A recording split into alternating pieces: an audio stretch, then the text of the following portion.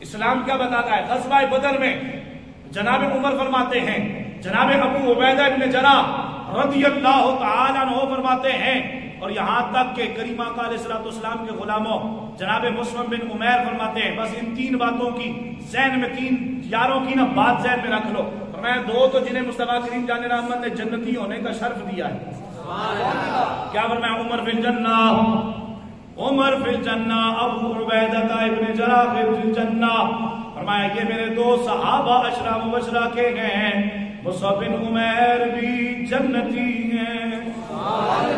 اب کریمہ کا علیہ السلام کے غلاموں یہ تین ہیں، کہتے ہیں جب غزوہ بدر ہوا نا، مارکا ہوا، یہ خاص طور پہ ان لوگوں کے لیے جو کہتے ہیں اسلام پہ چلنا مشکل ہے، اسلام پہ چلنا مشکل ہے، تو جا پھر نصرانی بن، یہودی بن، کافر بن، فراز کا کتا بن، ہمیں کیا چاہیے پھر؟ اور تو جا بن، سریعام ہمارے سامنے آ، اسلام پہ چلنا ہے تو محمد عربی کی وفاداری کرنی پڑے گی۔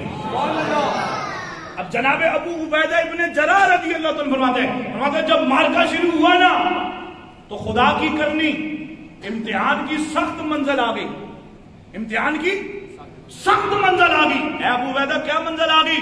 فرمایا میرے مد مقابل میرا باپ آ گیا۔ کون آ گیا؟ کون آ گیا؟ بولو۔ ہاں، اس لیے میں نہیں بیان کر سکتا، کیونکہ ہم کچھ اور بیان کریں، عمل ہمارے کچھ اور ہو تو کل قیامت چھترول لگ جاوے۔ بے عملی والی بات نہ فقیر کرتا ہے نہ انشاءاللہ کرے گا۔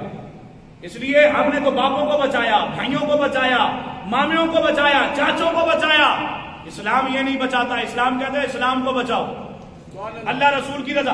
ابو عبیدہ ابن جراح جنتی صحابی ہیں، فرماتے میرے سامنے میرا باپ، اور اسلام اور کفر کی پہلی جنگ غزوہ بدر ہے، اور سامنے مدے مقابل کوئی عام شخص نہیں، میرا باپ کھڑا ہے۔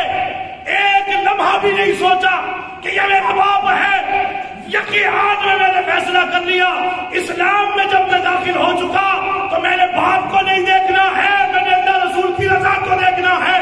ادھر فوراً میں نے اپنی تلوار کو چلایا اور اس کی دھوان اتار کے جب اس کی گردن میں نے اتاری تو مصطفیٰ کے قدموں میں لا کے رکھ دیا، فرمایا یا رسول اللہ یہ لے میرے باپ کی جان آ گئی ہے گردن، یہ لے میرے باپ کی گردن حاضر ہے۔ یہ اسلام پاور رکھتا ہے۔